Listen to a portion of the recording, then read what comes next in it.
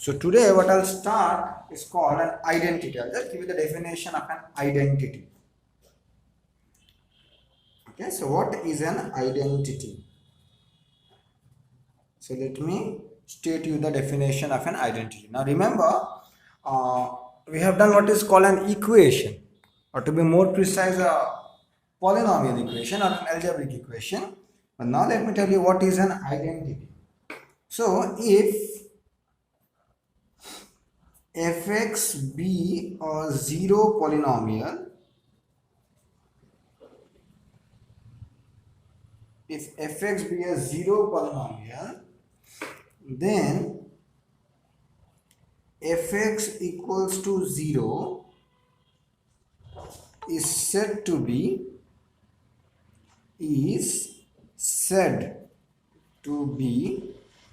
an identity. So this is the basic definition of an identity. When I have a zero polynomial, if I equate the zero polynomial to zero, then we say that is an identity. For example, you consider this one, okay, like x plus 1 whole square minus x square minus 2x minus 1 equals to 0. Now you might think that this is an equation, right? Equation of degree 2. But the answer being no, just because if you simplify the left hand side, like by applying the formula for a plus b whole square and so on, then you find that everything gets cancelled and what you are getting is a zero polynomial. Okay, so the left hand side seems to be a polynomial of degree 2, but it is a zero polynomial. It is not a polynomial of degree 2. So such a thing will be called an identity. So we will call that this is no more an equation. This is what is called an identity. Now remember, an identity is true for any value of x. Like you put the value of x here 100, 1.2, 7.9. This will always be true. So an identity is true for all values of x, whereas an equation is true only for some values of x. For example, if I consider the equation x plus 1 equals to 0, so this is only true when x equals to minus 1, right? Because minus 1 plus 1 is 0. But in all other, for all other values of x, this will not be true. So remember, identity is true for all values of x, but this equation is true for only few values of x, some. Did you get my point? What is the difference between identity and equation?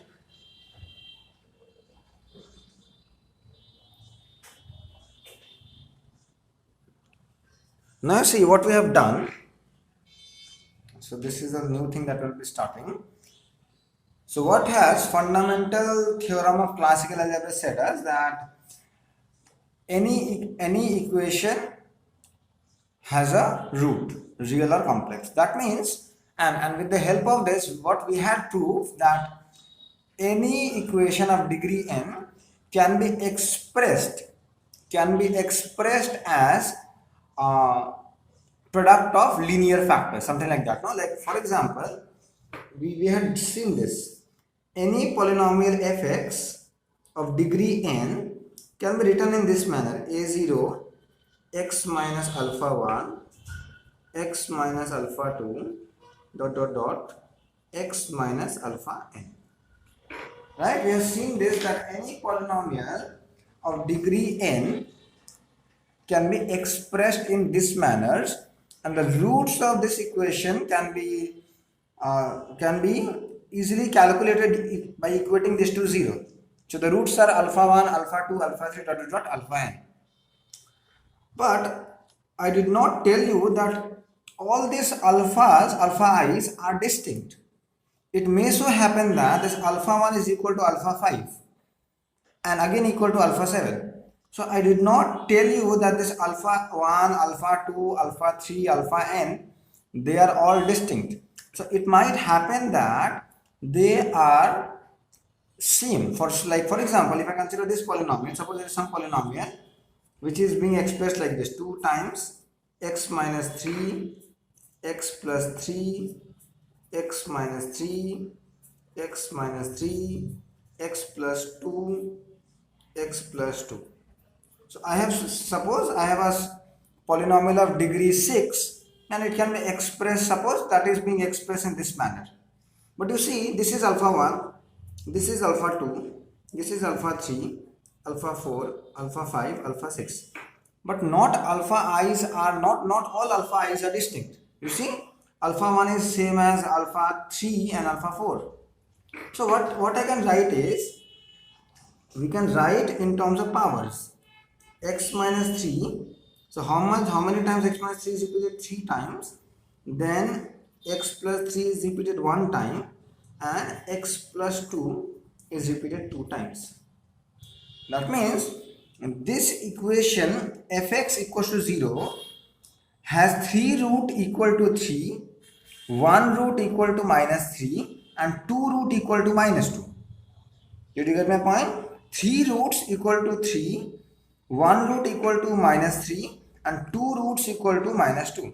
So fx is exactly 6 roots, which are 3, 3, 3, minus 3, minus 2, minus 2. So the roots may be repeated. The roots may be repeated. So the repeated roots are called as multiple roots.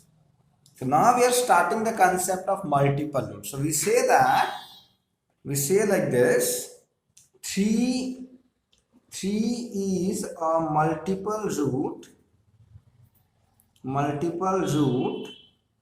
of fx equals to 0 of order 3. That means order 3 means how many times that root has been repeated. Similarly, minus 2 is a multiple root of order 2. It has been repeated twice. But minus 3 is no more a multiple root. It is just repeated only 1 time. Such a root is known as a simple root. So I'll write that minus 3 is a simple root. Minus 3 is a simple root. So did you get my point, what I am trying to say? What I mean by a multiple root of order r or order 3, anything like that? So what is the formal definition of a multiple root? So let me give you multiple roots. So if fx equals to some constant a0, then x minus alpha 1 to the power r1 into x minus alpha 2 to the power r2 dot x minus alpha n to the power rn, then alpha 1 is called a multiple root of order r1.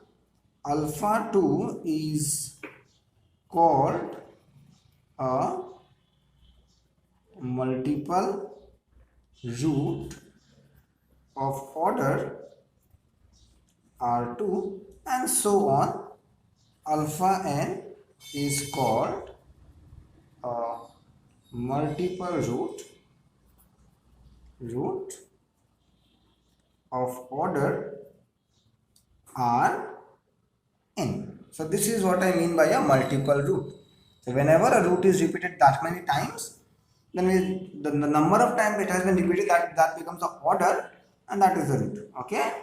So provided what I am assuming that all of these are more than 1, r1, r2 rn are more than 1.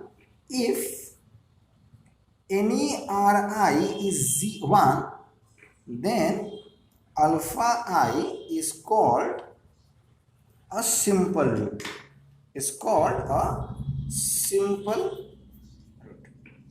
So if any of the powers is 1, then we say that root is a simple root.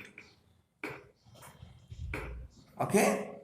So this is what I mean by a multiple root. And secondly, one more thing.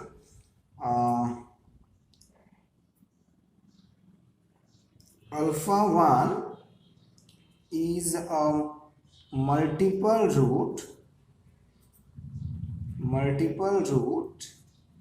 of order R1 is also said alpha 1 is a root of fx equals to 0 with AM stands for algebraic multiplicity. So alpha 1 is a root of fx equals to 0 with AM with algebraic multiplicity R1. So this order, the term order, can also be replaced by this term algebraic multiplicity. How many times? That is a multiple. So algebraic multiplicity R1. I hope you are clear with this many concepts. What I mean by a multiple root, or simply a root with AM R1 and a simple root. Now you see this. So this will be very much important for us. It is very simple. If alpha is a multiple root of fx equals to 0, then fx equals to 0 of, whenever I am talking about multiple root, I have to tell the order. So if alpha is the multiple root of fx equals to 0 of order R, then x minus alpha whole to the power R is a factor of fx. Do you agree with me?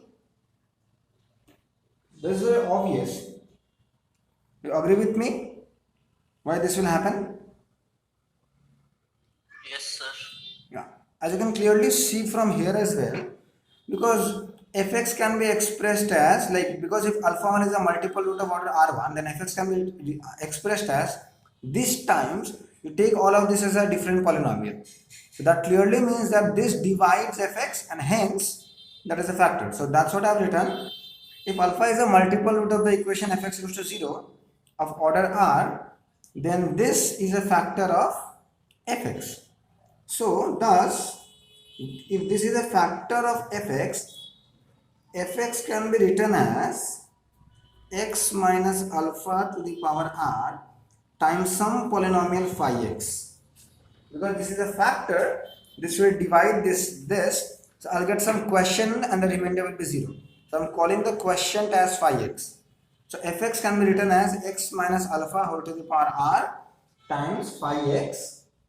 What is this phi x? Where phi x is a quotient basically. So I'll just write phi x is a polynomial. Who can tell me the degree of this polynomial? Of degree, how much?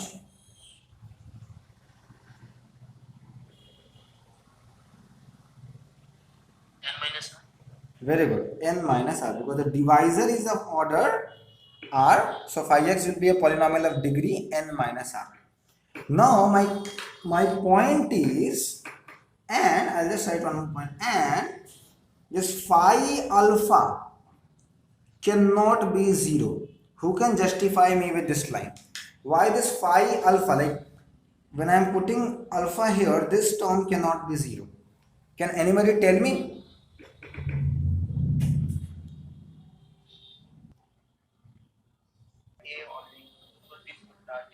The phi x cannot form an alpha. Okay, I got your point. Very good. Like basically, if phi alpha is 0, try to understand my point. I'll write in the next page just to try to understand first. if phi alpha is 0, suppose phi alpha is 0. Okay, let me write it down only then. That will be very much easier. So, why this phi alpha cannot be 0? The answer is this. Just a minute. Yeah. The answer is this. Suppose I am supposing that phi alpha is 0.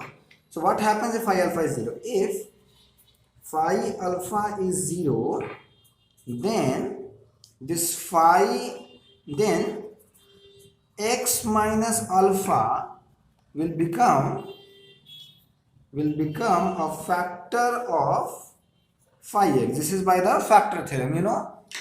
This is by the factor theorem, straightforward. See, if phi alpha equals to 0, then x minus alpha is a factor of phi x. Then phi x can be written as x minus alpha times some another polynomial gx. For some polynomial gx. So now, what will fx become? Fx was x minus alpha whole to the power r times phi x. But what is phi x now? X minus alpha times gx. What am I getting? X minus alpha r plus 1. And this is a contradiction because we had assumed that alpha is a multiple root of order r. But what I am getting is alpha is a multiple root of order r plus 1. So which contradicts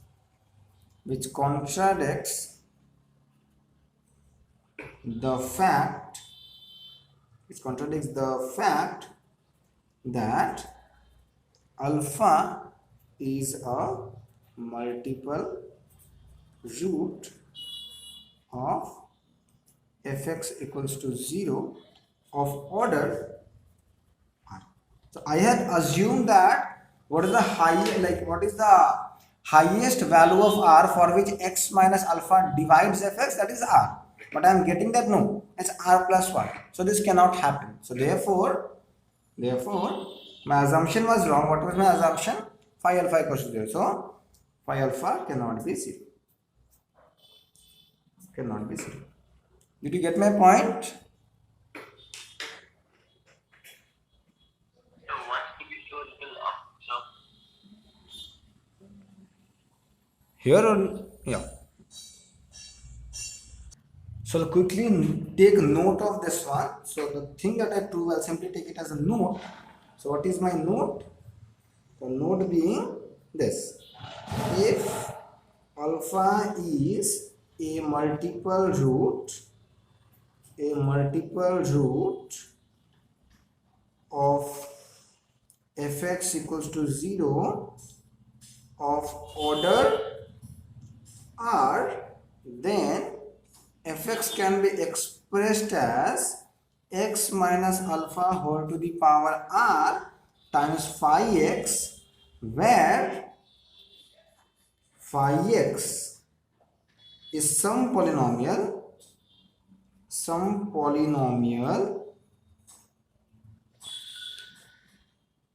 with phi alpha not equals to 0. So whenever I have a concept of multiple root like this, then fx can be written as x minus alpha whole to the power r times phi x. And what is this phi x? Phi x is some polynomial, but remember this phi alpha cannot be 0. So with this note, we have a very nice theorem that will be very much helpful for so many sums and so many concepts. So the next theorem is completely devoted to multiple roots. So let me just state the theorem, which is just one application of this note. So the theorem is like this. So this will give you a way to find multiple roots. Okay, the next theorem. Let me first state it very quickly. The theorem is this. So I'll simply name this theorem as multiple roots. So there is no such name given, just I am stating this theorem as the name of multiple root. So this, I'll call this as a multiple root theorem. So what is the multiple root theorem? If alpha be a multiple root,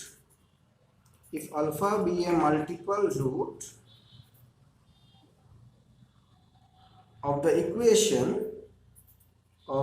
equation fx equals to 0 of order r,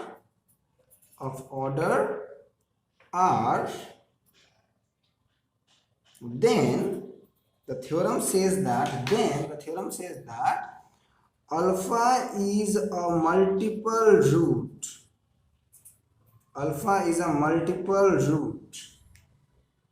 of the equation f dash x equals to 0. What is f dash x? The derivative of the function, right? So is a multiple root of the equation this of order r minus 1. So this is very nice. So if alpha is a multiple root of order r of some equation fx equals to 0, then I have a guarantee that alpha will also be a multiple root of the equation f dash x equals to 0 of order r minus 1, exactly one less than the previous one. We'll prove this theorem. Okay, so if alpha is a multiple root of order 5 of some equation fx equals to 0, then alpha will be a multiple root of order 4 of the equation f dash x equals to 0. So let's prove this theorem. So the proof is simple enough. So this is the proof. So let me first frame it. What is fx, what is alpha, and all those things. So let fx equals to 0 be an equation, and definitely an algebraic equation, be an equation of degree n,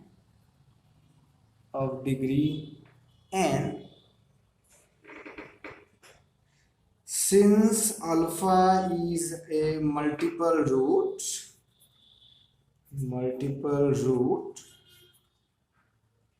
of order r, one thing that I can tell you that r will be less or equals to n for sure, because the multiplicity cannot exceed the degree of the equation. That will violate our theorem, but this is of no importance to us for the time being. So I just know fx can be written like this: fx equals to x minus alpha whole to the power r times phi x, where phi x is a polynomial of degree n minus r. This I can tell you for sure. And one more thing that I concluded, that and is phi alpha is not 0. So this exactly comes from the previous note, which I also proved it. Okay, so because alpha is a multiple root of order r, fx can be expressed like this. And phi x is a polynomial of degree n minus r, and phi alpha is not equal to 0. Now I have to do something with the derivative, right? So let's find a derivative of fx. Okay, so now you know fx is what? X minus alpha whole to the power r phi x. So let's differentiate this. So therefore, what will be the derivative of the function? The derivative will be, we'll use the product rule here, right? So what will be this? Keeping this outside, we'll differentiate phi. The differentiation of phi will represent like this: phi dash x, plus we'll keep phi x outside, we'll differentiate this. So r into x minus alpha to the power r minus 1, and using the chain rule, for the derivative of x minus alpha is 1, no need to write. So I have differentiated the function fx, and you see something is common. What is common? X minus alpha whole to the power r minus 1 is common. What I am remaining with? X minus alpha times phi dash x plus r phi x. I hope it's pretty straightforward. Now look here, that what I can do is, this is what? X minus alpha whole to the power r minus 1. Call this as psi x, some function psi x. So what is this psi x, where this psi x is the function x minus alpha times phi dash x plus r times phi x. So what I am seeing that this function f dash x can be expressed like this. Can be expressed like this, that phi dash x equals to x minus alpha whole to the power, sorry, f dash x equals to x minus alpha whole to the power r minus 1 times psi x, where psi x is this function. Now let me prove that psi alpha is not 0. And what about psi alpha? So just put alpha here in place of x.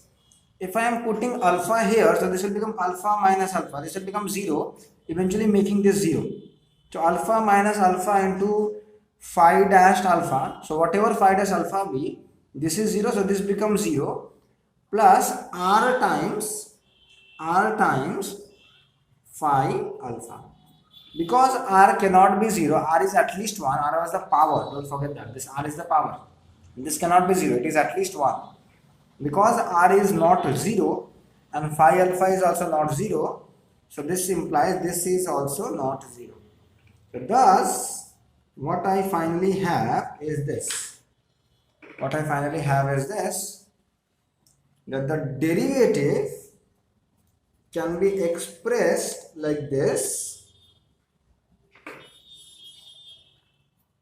and phi alpha is not phi alpha, sorry, psi alpha is not 0.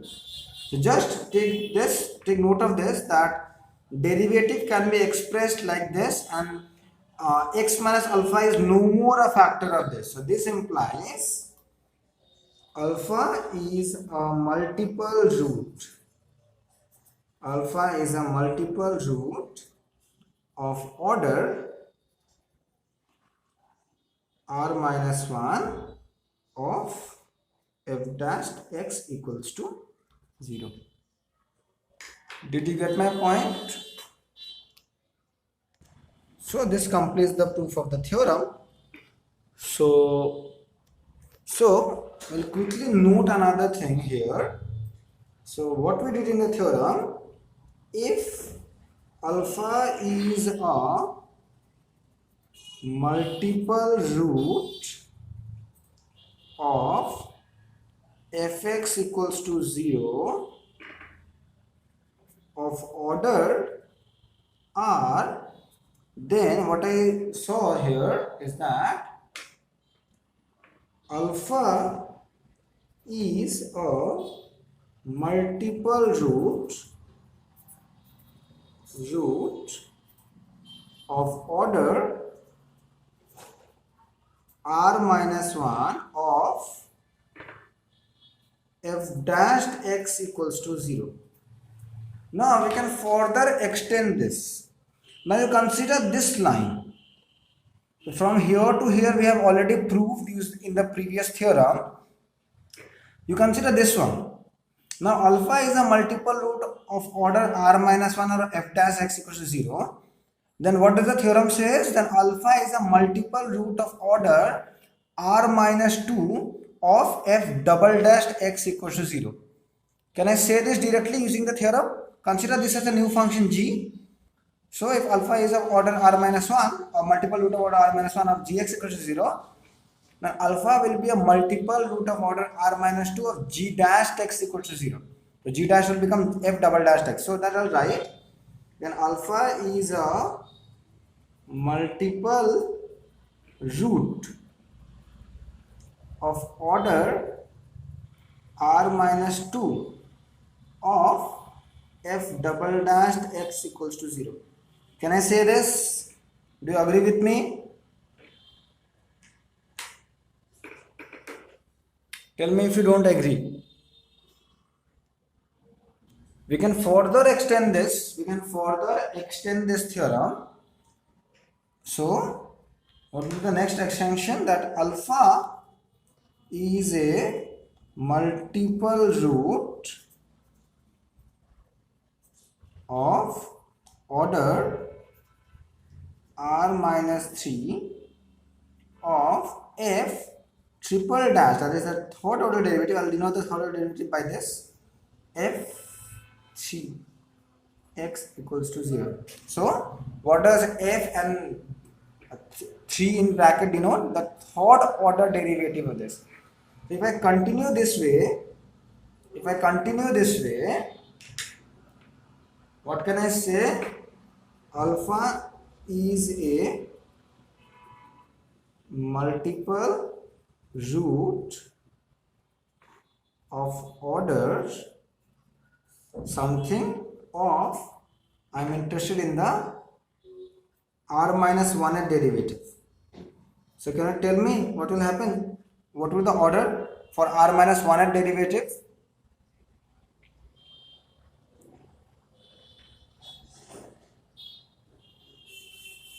So it will become a simple root. Yes, that is of order 1 I'll simplify. That is, alpha is a, instead of writing this, I'm also write this, alpha is a simple root of the r minus 1 derivative function. And lastly, but alpha is not a root of f r derivative x equals to 0. So alpha will no more be a root of the r derivative. So this will have so many applications to the sums. So this what I have done now will be very much important while doing some sums.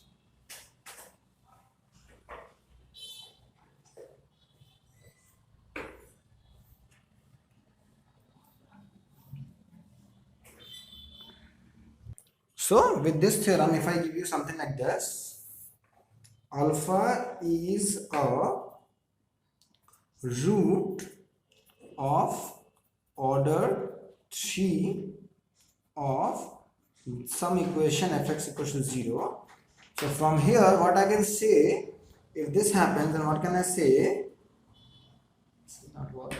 Actually, what can I say? Then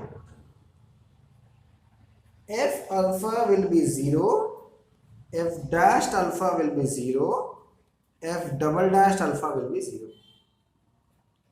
I know if alpha is a root of order 3 of fx equals to 0, so just apply the first theorem. So alpha is of order 3, for this equation fx equals to 0, of order 2 of this equation, and order 1 of this equation.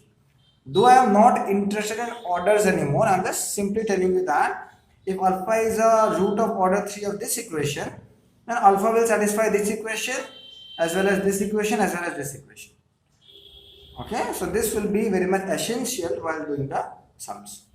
So that's all for today. If you have any doubts, any confusion, feel free to ask.